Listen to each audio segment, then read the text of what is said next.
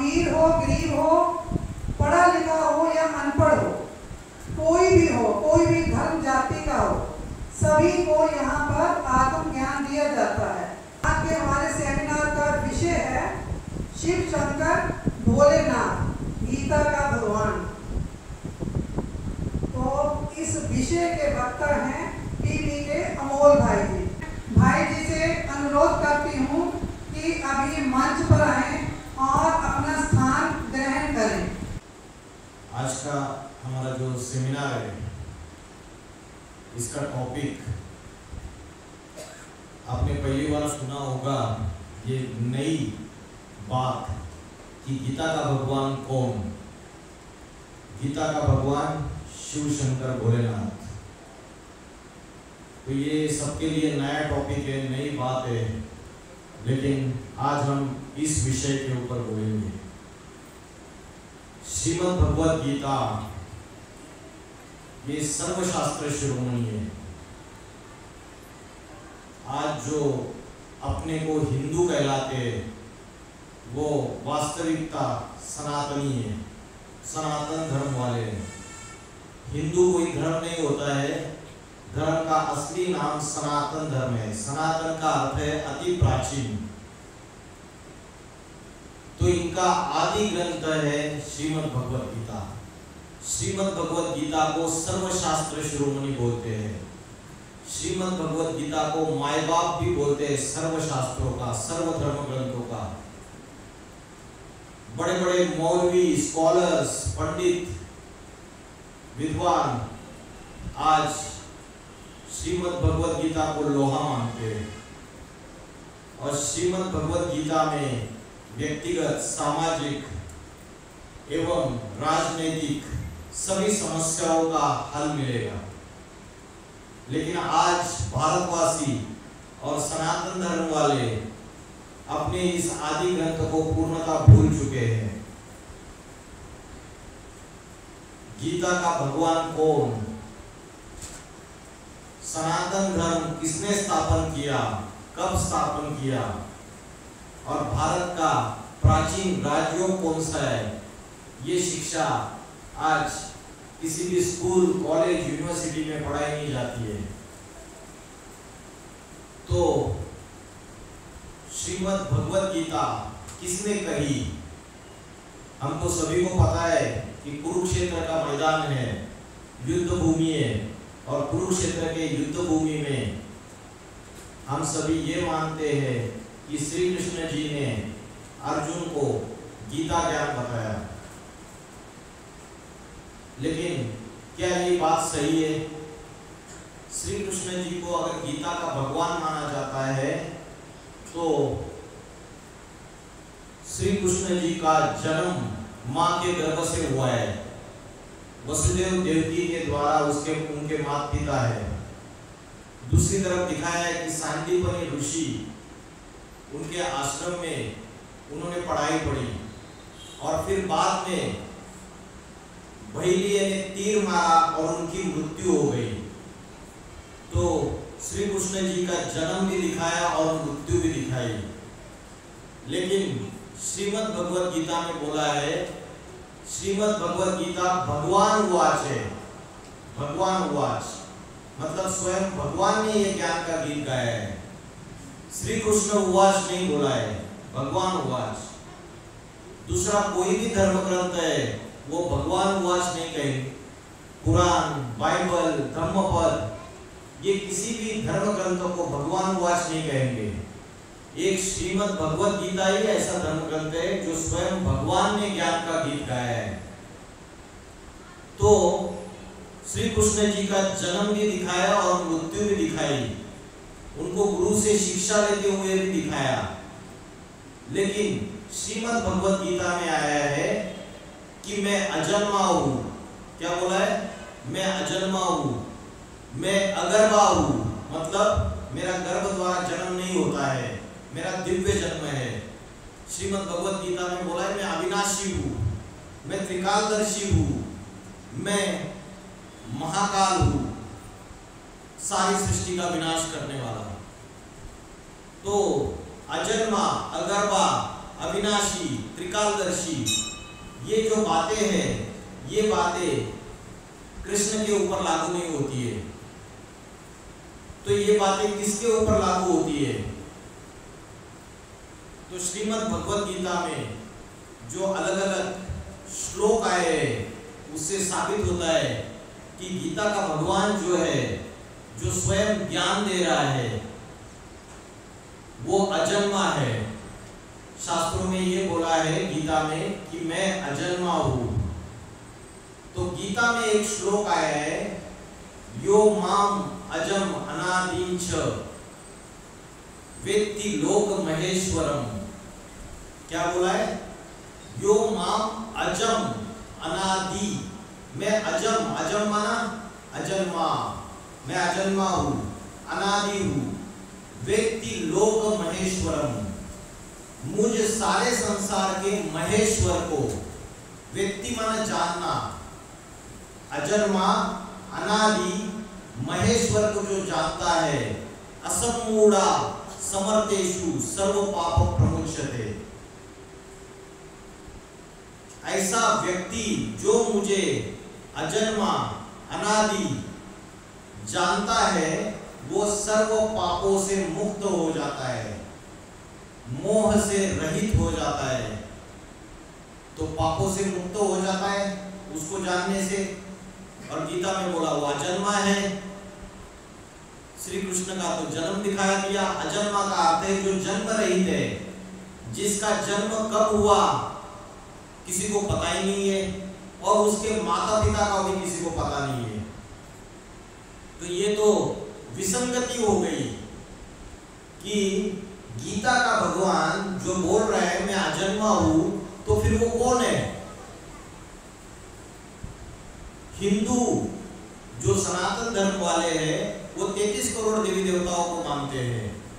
33 करोड़ देवी देवताओं में ऐसी कौन सी देवता है जिसको अजन्मा कहा गया है, जिसका जन्म नहीं दिखाया जाता है, जिसकी मृत्यु नहीं दिखाई जाती है, जिसके कोई माता पिता दिखाए नहीं जाते, माता पिता का पता नहीं है? कौन सी देवता है ऐसी? महादेव शिव। इन्होंने जवाब दिया, सही जवाब है। शिव शंकर भोलेनाथ ये ऐसी देवता है जिनका ना जन्म दिखाया ना मृत्यु दिखाई। तो गीता में जो अजन्मा बात आई है वो शिव शंकर भोलेनाथ के लिए लागू होती है, ना कि कृष्ण के लिए। फिर दूसरा श्लोक आया है श्रीमद् भगवत गीता में, अजोपि सन अव्ययात्मा। अजोपि, अज माना अजन्मा, और अव्ययात्मा माना जिसकी आत्मा की शक्ति कभी क्षीण नहीं होती है। तो फिर से यही बात है कि अजन्मा की बात शिव शंकर भोलेनाथ के ऊपर लागू होती है। और पिछले श्लोक में क्या बोला? अजम अनादि च व्यक्ति लोक महेश्वरम। अभी मुझे बताइए, महेश्वरम किसको बोला जाता है? शिव शंकर भोलेनाथ को बोला जाता है। गुरुर् ब्रह्मा गुरुर् विष्णु गुरुर्देवो महेश्वर। तो गीता में ये जो बात बोली है कि मुझे अजन्मा लोक महेश्वर को जो जानता है, कैसे जानता है? तत्व सहित। तत्व सहित माना वो किसी साधारण मनुष्य शरीर में अवतार लेता है। जब साधारण मनुष्य शरीर में अवतरित होता है परमात्मा, तब उसे जो जानता है वो सर्व पापों से मुक्त हो जाता है। तो इस श्लोक से ये साबित हो गया कि परमात्मा जो है वो अजन्मा है। और वो श्रीमद् भगवत गीता में जो भगवान बोल रहे मैं अजन्मा हूं, वो बात कृष्ण के लिए नहीं, शिव शंकर भोलेनाथ के लिए लागू होती है। मंदिरों में आपने देखा है कि कृष्ण की जो पूजा है वो हमेशा बच्चे के रूप में दिखाई जाती है। कृष्ण को हमेशा बच्चे के रूप में दिखाया जाता है। ज्यादातर कृष्ण के चित्र और मूर्तियां बच्चे के रूप में दिखाई जाती है। श्रीमद् भगवत गीता में एक श्लोक आया है कि मेरे सिवाय इस सृष्टि में कोई भी श्रेष्ठ नहीं है। मत परतरम अन्यत्, मत परतरम नान्यत् किंचित अस्ति धनंजया, मेरे सिवाय इस सृष्टि में कोई भी सर्वश्रेष्ठ नहीं है। लेकिन आपने ये बात आपको पता होगी कि जो गोपेश्वरम है, गोपेश्वरम का मंदिर है, गोपेश्वरम में श्री कृष्ण शिवलिंग की पूजा करते हुए देखने में आते हैं। आपने देखा है गोपेश्वरम में श्री कृष्ण शिवलिंग की पूजा कर रहे हैं। तो कृष्ण अगर शिवलिंग की पूजा कर रहे हैं तो श्री कृष्ण से भी श्रेष्ठ कौन है? कौन है श्री कृष्ण से श्रेष्ठ? शिव है, महादेव है, जिनकी पूजा कर रहे हैं। देव महादेव जो अव्वल नंबर की देवता है, सर्वदेवों में सर्वश्रेष्ठ। तो गीता में बोला है कि मेरे सिवाय कोई भी श्रेष्ठ नहीं है इस सृष्टि के ऊपर। तो ये बात जो बालक रूप में श्री कृष्ण की पूजा होती है उनके लिए लागू नहीं होती है। शिव शंकर भोलेनाथ के जितने भी चित्र आपको देखने को मिलेंगे वो शिव शंकर भोलेनाथ को बड़े रूप में दिखाया गया है, योग युक्त अवस्था में दिखाया हुआ है, ध्यान मग्न अवस्था में दिखाया गया है। हमेशा उनको गहरी ध्यान में बैठा हुआ दिखाया गया है, अर्धोन्मिलित नेत्र है। तो शिव शंकर भोलेनाथ जो है उनके लिए ये बात लागू होती है कि जो सर्वश्रेष्ठ है। फिर श्रीमद् भगवत गीता में बोला है परमात्मा का दिव्य जन्म है, वो अगर्भा है।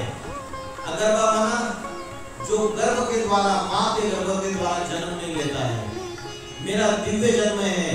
श्रीमद् भगवत गीता में बोला है हम जितने भी मनुष्य मात्र है, जितने भी मनुष्य प्राणी है, वो माँ के गर्भ के द्वारा जन्म लेते हैं, सुख दुख के फेरे में आते हैं, जन्म मरण के चक्र में आते हैं और पाप पुण्य के फेरे में आते हैं। लेकिन शिव शंकर भोलेनाथ जो है उनका ना जन्म दिखाया ना मृत्यु दिखाई, उनका कोई माँ के गर्भ द्वारा जन्म नहीं दिखाया, लेकिन श्री कृष्ण का जन्म दिखाया माँ के गर्भ द्वारा। तो गीता में एक श्लोक आया है जन्म कर्म चमे दिव्यम, जन्म कर्म चमे दिव्यम एवं यो वेत्ति तत्वता। मेरा जन्म दिव्य है, मेरा कर्म दिव्य है। दिव्य जन्म माना क्या? माना परमात्मा किसी साधारण मनुष्य तन में प्रवेश करके कार्य करते हैं, माँ के गर्भ द्वारा जन्म नहीं लेते हैं। जैसे सारे जितने भी मनुष्य आत्मा है वो माँ के गर्भ द्वारा जन्म लेते हैं, लेकिन परमात्मा का जो जन्म है वो दिव्य जन्म है। तो आपने देखा रहेगा कि कोई भूत प्रेत किसी व्यक्ति में प्रवेश करता है, तो जो भूत प्रेत प्रवेश करता है किसी व्यक्ति में तो उसके द्वारा वो एक्टिविटी करता है, उसके द्वारा बात भी करता है। हम बोलते हैं कि इसको भूत लग गया, बोलते हैं ना इसको भूत लग गया करके। वैसे श्रीमद् भगवत गीता में बोला है ज्ञानुम दृष्टिम तत्वेच पर प्रवेशुम च परंतप, मतलब मैं किसी साधारण मनुष्य शरीर में प्रवेश करने योग्य हूँ। जैसे कोई भूत प्रेत किसी में प्रवेश करता है, वैसे परमात्मा जो है वो निराकार ज्योति स्वरूप है, वो किसी साधारण मनुष्य तन में प्रवेश करके कार्य करता है।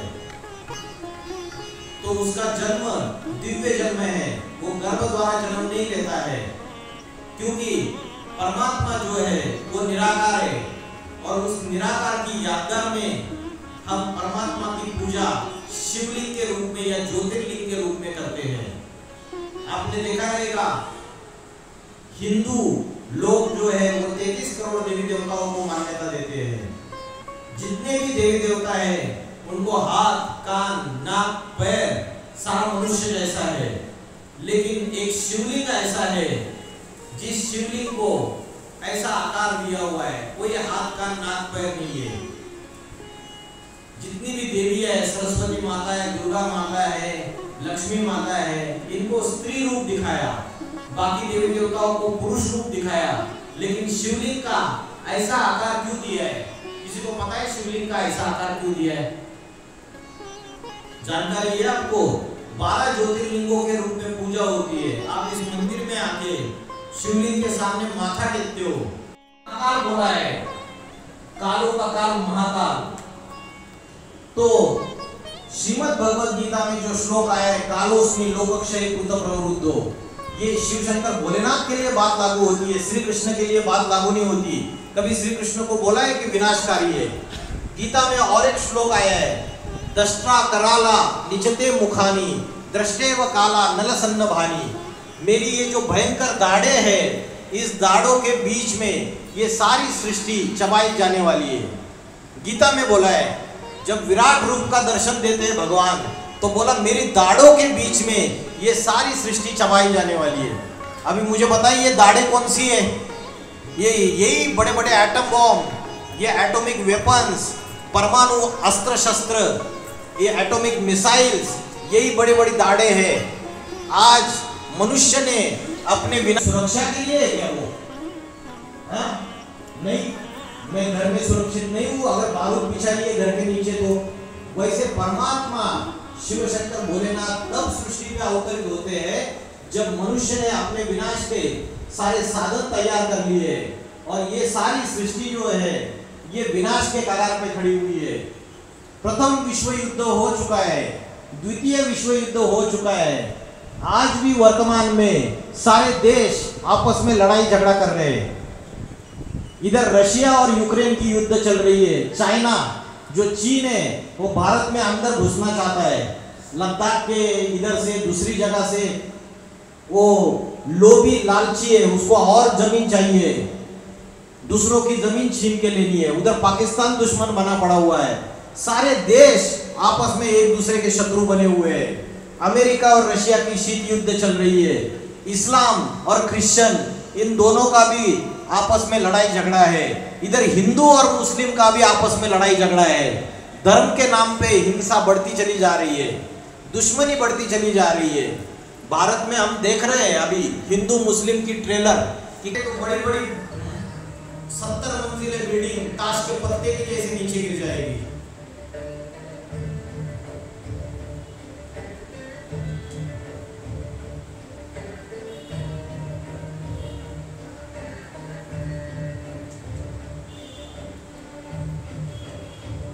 हिंदू मुस्लिम गृह युद्ध शुरू हो जाएगा। अभी तो सिर्फ ट्रेलर दिख रही है, बड़ा मूवी रिलीज होने वाला है। जब एटम बम का विस्फोट हो जाएगा तो एटम बम के विस्फोट से क्या होगा, धरती का जो टेम्परेचर है, धरती का जो तापमान है वो बढ़ता चला जाएगा।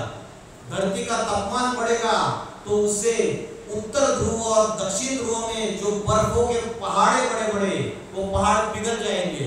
तो बर्फों के पहाड़ पिघलने से समुद्र का जल स्तर बढ़ेगा, समुद्र का जो जल का लेवल है वो बढ़ेगा, और जल का लेवल बढ़ने से क्या हो जाएगा, उससे बड़े बड़े जो भूखंड है, जो बड़े बड़े टापू बने हुए, द्वीप बने हुए, America, Europe, New Zealand, Australia, Africa, ये जो समुद्र से घिरे हुए जितने भी बड़े बड़े शहर, बम्बई, कांडा, ये सारे समुद्र के अंदर समाहित हो जाएंगे।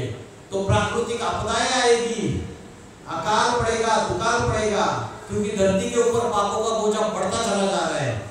और ऐसे समय शिव शंकर भोलेनाथ का इस सृष्टि पे अति साधारण मनुष्य तन में अवतरण होता है, और परमात्मा अति साधारण मनुष्य तन में अवतरित होके स्वयं गीता ज्ञान देता है। क्योंकि आज जो गीता का ज्ञान बताया जा रहा है, आज जो गीता का ज्ञान बताया जा रहा है, वो गीता जो है उसकी हजारों टीका टिप्पणियां हुई है। आज शंकराचार्य ने अपनी गीता की व्याख्या की है। आदि शंकराचार्य बोलते हैं आत्मा और परमात्मा एक ही है, अलग अलग नहीं है। सर्वम खलुम इदम ब्रह्म, मतलब एक आत्मा ही परमात्मा बन जाती है, आत्मा ही ब्रह्म है। और माधवाचार्य बोलते आत्मा अलग है और परमात्मा अलग है। रामानुजाचार्य ने श्रीमद् भगवद गीता की अलग व्याख्या की, और लोकमान्य तिलक आए, उन्होंने अलग व्याख्या की, रविंद्रनाथ टैगोर ने अलग व्याख्या की, स्वामी प्रभुपाद ने अलग व्याख्या की। ऐसी श्रीमद् भगवद गीता की सैकड़ों हजारों टीका टिप्पणियां हो गई, और उसकी वजह से गीता खंडित हो गई। आज हमें जो श्रीमद् भगवद गीता पढ़ने में मिल रही है उसमें अलग अलग मनुष्यों ने अपने विकृत बुद्धि से अपनी अपनी बातें उसमें घुसेड़ दी है। जैसे आटा, दाल और सारी खाने पीने की चीजें इसमें मिक्सचरिटी हो गई, मिलावट हो गई। वैसे श्रीमद् भगवत गीता जो स्वयं भगवान ने ज्ञान का गीत गाया उसमें भी मिलावट हो गई। उसकी जो मूल ओरिजिनल उसके अंदर की जो गहरी व्याख्या थी उसमें मिक्सचरिटी हो गई, मिलावट हो गया। तो परमात्मा आके फिर से कलयुग के अंत में शिव शंकर भोलेनाथ के द्वारा फिर से वो सच्चा गीता ज्ञान देते हैं। 4 युग है, सतयुग, त्रेता युग, आगे कौन सा युग है? 4 युग कौन से? सतयुग, त्रेता युग, द्वापर युग और कलयुग।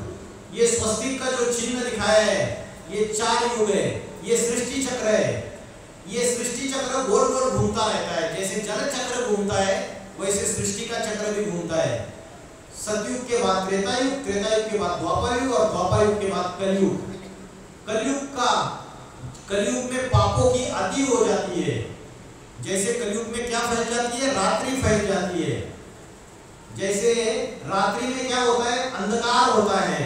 वैसे कलयुग ये पापों की घोर अज्ञान अंधकार की रात्रि है। तो जब रात्रि में अति पापों की हो जाती है तो उस समय परमात्मा अति साधारण मनुष्य शरीर में अवतरित होते हैं। और रात्रि के बाद क्या आता है? दिन आता है। घोर अंधकार के बाद घोर सोजरा आता है। सूरज उगता है, दिन आता है, प्रकाश ही प्रकाश आता है। तो कलयुग रूपी रात्रि के बाद जब सारी दुनिया का विनाश हो जाएगा, बोलते शंकर ने तीसरा नेत्र खोला और सारी सृष्टि में प्रलय आ गया। तो ये ज्ञान का तीसरा नेत्र है। परमात्मा जब इस सृष्टि में अवतरित होते हैं तो इस सारी सृष्टि को पापों से मुक्ति दिलाने के लिए सत्य ज्ञान आके सिखाते हैं। ज्ञान से ही जीवन मुक्ति होती है। इसलिए बोला है ऋते ज्ञानाम न मुक्ति। ज्ञान के सिवाय इस सृष्टि में मुक्ति दुख दर्दों से, विषय विकारों से मुक्ति नहीं हो सकती। तो परमात्मा शिव शंकर भोलेनाथ को बोला है मुक्तिनाथ, सद्गति दाता। सारी सृष्टि की सद्गति करता है। सारे सृष्टि को पापों के चक्र से छुड़ाता है, दुखों से छुड़ाता है, विषय विकारों से मुक्ति दिलाता है। तो परमात्मा जब स्वयं सद्गुरु बन के आता है, शिक्षक बन के आता है, टीचर बन के आता है, तो वो स्वयं आके जब ज्ञान देगा तो सारी सृष्टि की मुक्ति करेगा। आज हम मंदिर में मूर्तियों के रूप में, प्रतीकात्मक रूप में उसकी पूजा कर रहे हैं। तो कभी तो वो साक्षात प्रैक्टिकल रूप में अवतरित हुए रहेंगे, चैतन्य रूप में।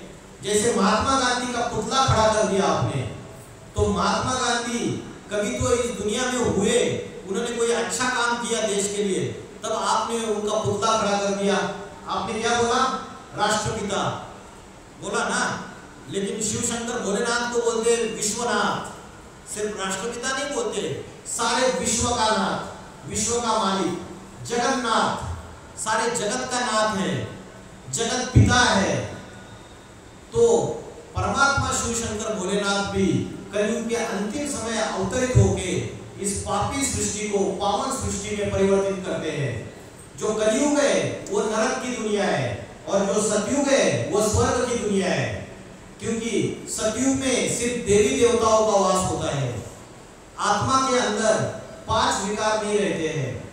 अभी कलयुग में हर मनुष्य आत्मा के अंदर 5 विकार है। कौन से 5 विकार हैं बताइए? हाँ, इन्होंने जवाब दिया काम, क्रोध, लोभ, मोह, अहंकार। ये 5 विकार है। काम का अर्थ क्या है? काम का अर्थ है कामना। और कामनाओं में मतलब इच्छाओं में सबसे बड़े प्रबल इच्छा कौन सी है? सबसे प्रबल इच्छा कौन सी है? मनुष्य के अंदर अनेक इच्छाएं, अनेक कामनाएं, उनमें सबसे प्रबल कामना, प्रबल इच्छा कौन सी है? बताइए। एकदम परफेक्ट आंसर दिया है। विषय विकार, विषय वासना, सेक्स, लस्ट। ये जो विषय वासना है, इंद्रियों का भोग भोगने की जो इच्छा है पुरुष और स्त्री में, ये सबसे प्रबल इच्छा है। और गीता में क्या बोला है उसके बारे में? श्रीमद् भगवद गीता में बोला है त्रिविधम नरकस्य इदं द्वारम नाशनम आत्मनाः काम क्रोध तथा लोभ तस्मात् एतत्त्रयं त्यजेत्। ये काम माना विषय वासना, क्रोध और लोभ, लोभ माना लालच, ये तीनों के तीनों नरक के द्वार खोलने वाले हैं। क्या करते हैं? नरक के द्वार खोलने वाले। इसी दुनिया में नरक है, कहीं ऊपर पाताल में नरक और ऊपर स्वर्ग नहीं है।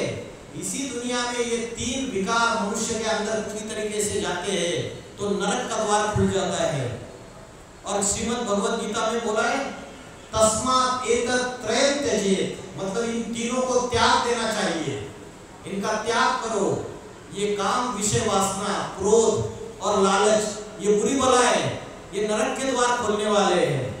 श्रीमद् भगवद गीता में और एक श्लोक आया है, जहि शत्रु महाभावो काम रूपम दुरासनम। ये जो काम विकार है, विषय वासना है, ये बहुत बड़ा शत्रु है, ये बड़ा दुश्मन है। इसको जय शत्रु, जय माना मार डाल, इसकी हत्या कर दे, इसको खत्म कर दे।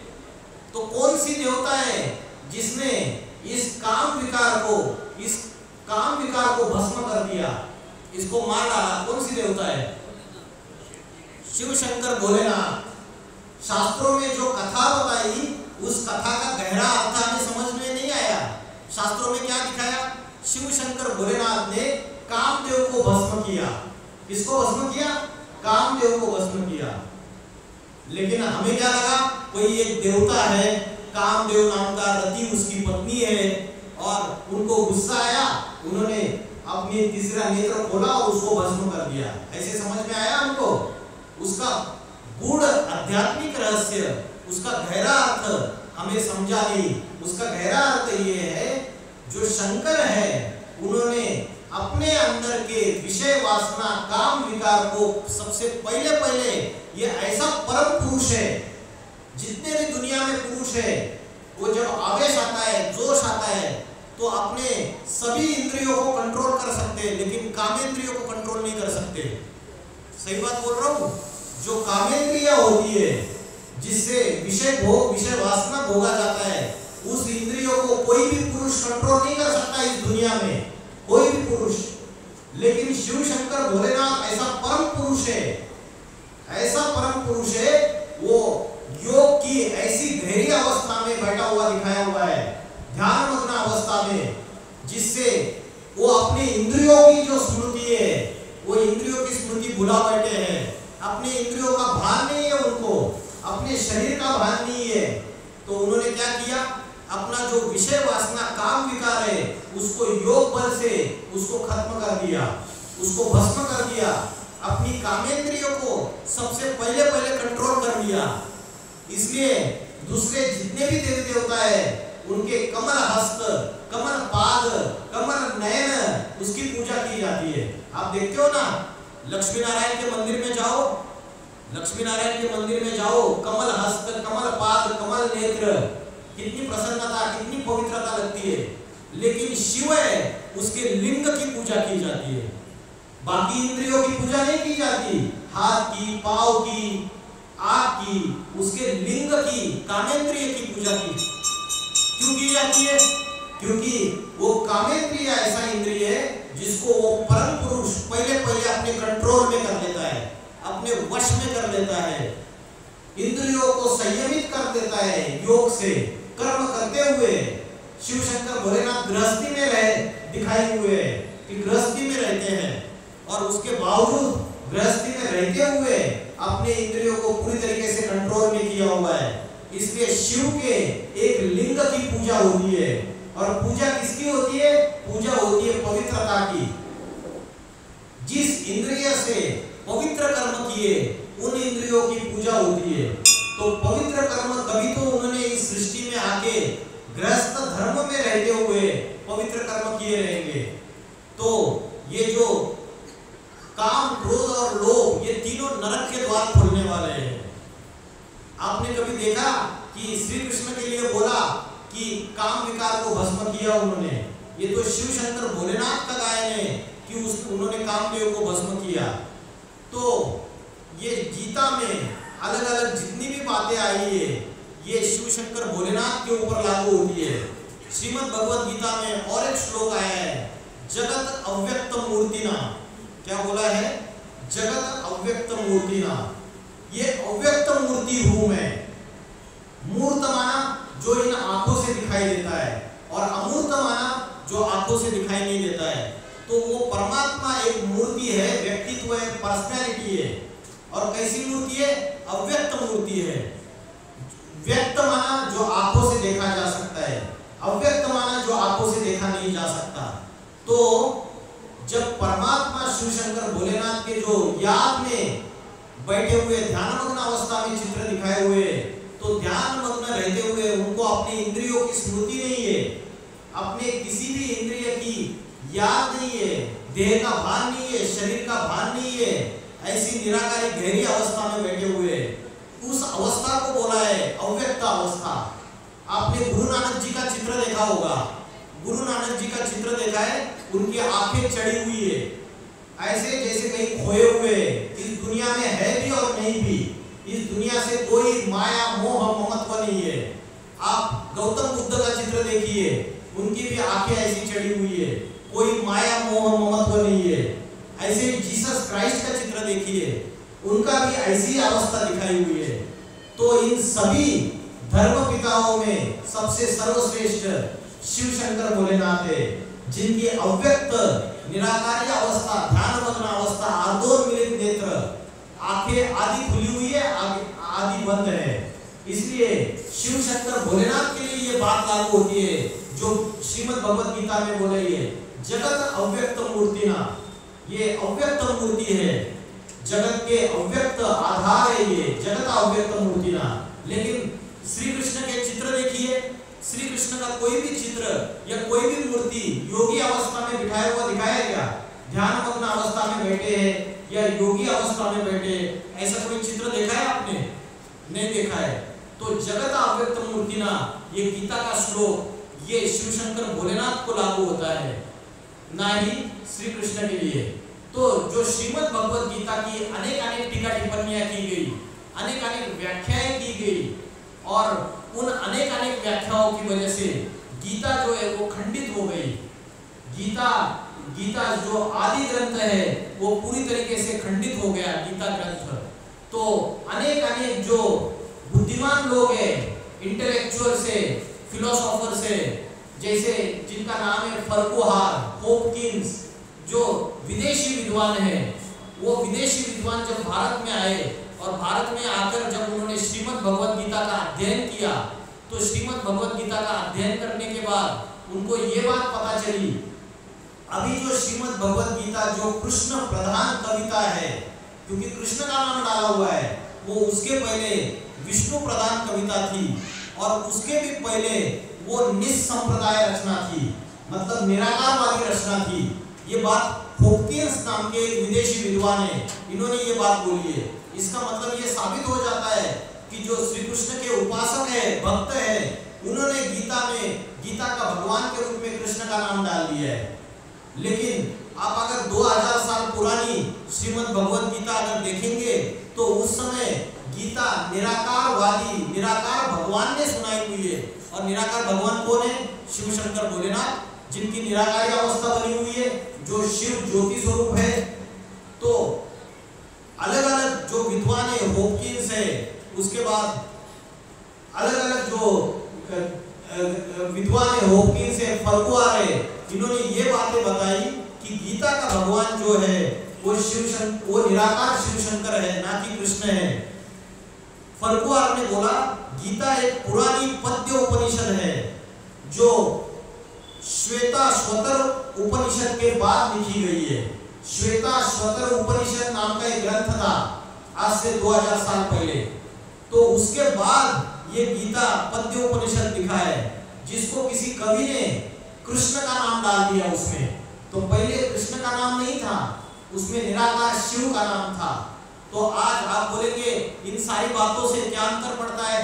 इन बातों से बहुत अंतर पड़ता है कि जो मुसलमान आक्रांताएं आए, जैसे सोमनाथ मंदिर को 17 बार आक्रमण करके लूटा। किसने लूटा? मोहम्मद गजनवी। मोहम्मद गजनवी ने 17 बार सोमनाथ मंदिर को लूटा। भारत के हीरे जवाहिर सोना सब कुछ लूट के लेके गए। भारत के हिंदू नारियों की स्त्रियों की आबरू लूट के लेके गए। ये जो अत्याचार किए, क्यों? क्योंकि उनको पता नहीं है कि इनका जो भगवान है वो शिव निराकार ज्योति स्वरूप है, वो शिव शंकर भोलेनाथ है। क्योंकि मुसलमान लोग क्या समझते, अरे श्री कृष्ण ने तो 16,108 रानियां हैं, श्री कृष्ण तो अनेक अनेक गोपिकाओं के साथ रास लीला करते हैं, तो इनका भगवान तो ऐसा है। ऐसे करके हिंदुओं की निंदा करते हैं दूसरे धर्म वाले, क्रिश्चियंस भी और मुस्लिम्स भी। तो जो कृष्ण है उनको सभी सुखों का भोग लेते हुए दिखाया, लेकिन शिव शंकर भोलेनाथ को हमेशा बैरागी अवस्था में दिखाया। गृहस्थ धर्म होते हुए भी अभोक्ता, अनासक्त, बैरागी, एकदम वैराग्यपूर्ण अवस्था में दिखाया। तो गीता का भगवान जो है ये शिव शंकर भोलेनाथ निराकार शिव है।